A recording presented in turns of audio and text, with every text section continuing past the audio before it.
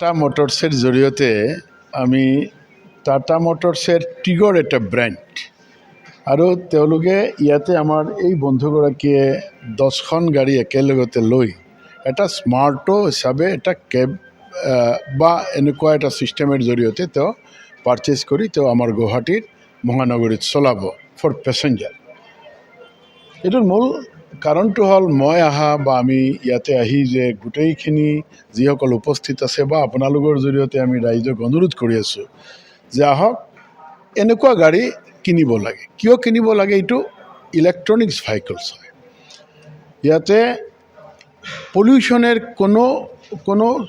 কোনো কাৰণই নাই। 0% pollution.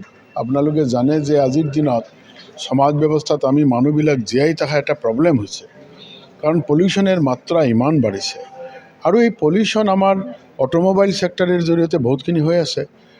Total যদি আমি পলিউশ্যন আমি এছেছ কৰিবলৈ যাওঁ তেনেহ'লে ইন এণ্ড এৰাউণ্ড 44% পলিউশ্যন আমাৰ এই গাড়ী বা ইঞ্জিন এইবিলাকৰ জৰিয়তে হৈ আছে। অটোমোবাইল সেক্টৰেৰ ইয়াতে বহুতখিনি পলিউশ্যনেৰ ক্ষেত্ৰত তেওঁলোকে ভূমিকা পালন কৰি আছে। আজিৰ দিনত টাটা মোটৰ আমি জানো, টাটা মানে এটা ফেমাছ নাম আমাৰ এই সেক্টৰত, গাড়ী ঘোঁৰাৰ সেক্টৰত। তেওঁলোকে এই সৰু গাড়ীখন খুব কম ক'ব পাৰোঁ আজিৰ দিনত, কাৰণ গাড়ী যেতিয়া আমি 4 হুইলাৰ গাড়ী ভাল গাড়ী ল'বলৈ যাওঁ তেতিয়া আমি দেখোঁ 20, 30, 40 লাখ টকা এনেকুৱা দাম হৈ যায়। বাট ইয়াতে ইন এণ্ড এৰাউণ্ড 13 লাখৰ ভিতৰত আহি যায় নেকি? 15 লাখ তাৰ ভিতৰত আমাৰ চৰকাৰী ছাবচিডি দি 13 লাখে আমি ল'ব পাৰোঁ। আপোনালোকে শুনিলে ভাল পাব যে ইয়াৰ পৰা আজি আমি এয়াৰপৰ্টলৈকে 600 টকাৰ ভিতৰত যাব পাৰোঁ এই স্মাৰ্টৰ জৰিয়তে। কাজে কিমানখিনি ডিফাৰেঞ্চ।